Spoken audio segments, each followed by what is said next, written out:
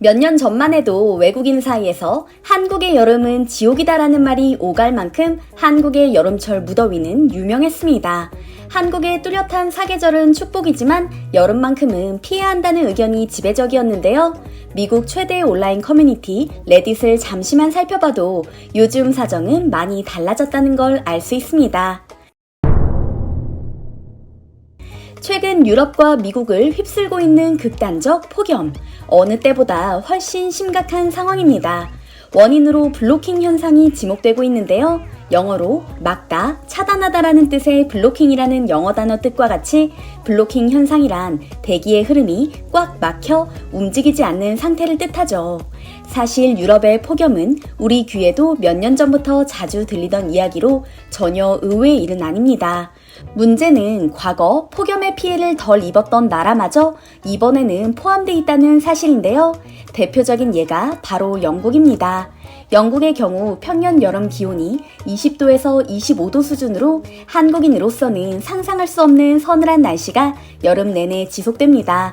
에어컨이 필요하지도 않고 선풍기가 없는 집도 꽤 많죠. 그런데 올해 40도에 육박하는 무더위가 갑작스레 찾아온 건데요. 영국 동쪽으로 두 개의 거대한 고기압이 버티고 있어 서쪽에 서 있는 저기압이 이동하지 못한 채 반시계 방향으로 돌고 있다고 합니다. 그러면서 아프리카의 뜨거운 공기를 서유럽으로 밀어올려 폭염을 불러온 것이죠. 뜨거운 태양 아래 털모자를 쓰고 있는 영국 근위병들에게 물을 건네주는 사진이 인터넷에서 화제가 되기도 했었고, 예상치 못한 더위에 열사병으로 쓰러지는 사람들이 속출했습니다. 스페인과 프랑스 곳곳도 폭염으로 인한 피해가 속출하고 있습니다. 유럽 지역 사망자만 해도 2,100명을 넘어섰다고 하는데요. 프랑스는 64개 지역에서 사상 최고 기온을 기록했으며 도로의 아스팔트가 녹고 철로가 뒤틀려 물류까지 멈춰선 상태입니다. 폭염에 엔진이 과열된 차량이 곳곳에 멈춰 서 있는 모습도 발견됐죠. 스페인, 포르투갈, 그리스, 헝가리에서는 산림이 불길에 휩싸여 대형 산불로 인한 피해를 추산하기 어려울 정도입니다. 대기가 건조하고 더워 대형 산불의 불길이 좀처럼 잡히지 않는 것입니다. 천국이라 불리는 그리스 남부의 크레타 섬에서도 산불이 나 지역 주민들이 대피했으며 그리스에서만 발생한 화재만 해도 사흘간 무려 140건이 넘는다고 하는데요. 무섭게 타오르는 불길을 보면 공포감마저 들 정도죠. 유럽뿐만 아니라 미국도 마찬가지입니다. 미국 동부에 고기압이 버티고 있어 중서부 대기가 정체되는 바람에 심각한 더위에 고생 중인데요. 캘리포니아주의 요세미티 국립공원에서 발생한 작은 산불이 급속도로 번지면서 인근 주민 6천여 명이 대피하는 소동이 벌어졌습니다. 인근 주택과 상가 전기 공급이 끊기고 도로가 통제됐죠. 지구 종말을 주제로 한 영화가 생각날 정도로 걱정되기 그지없습니다. 가까운 나라인 일본과 중국을 잠시 살펴볼까요?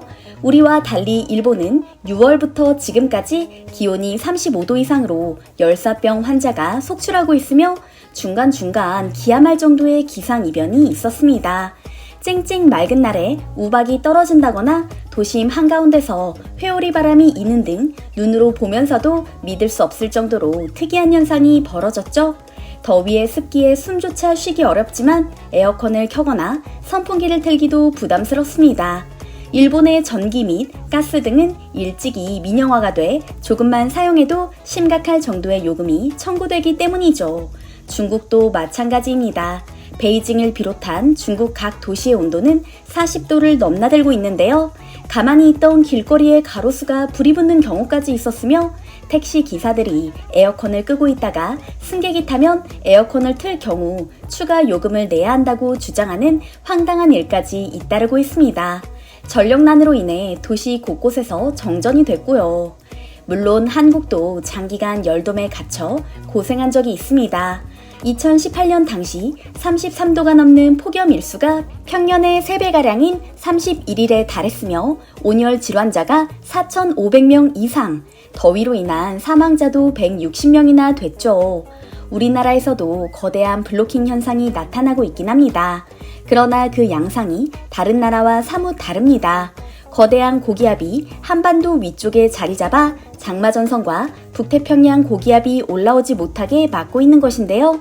그 때문에 6월경 때이른 더위로 고생하긴 했지만 비교적 선선한 7월을 보내고 있는 것이죠.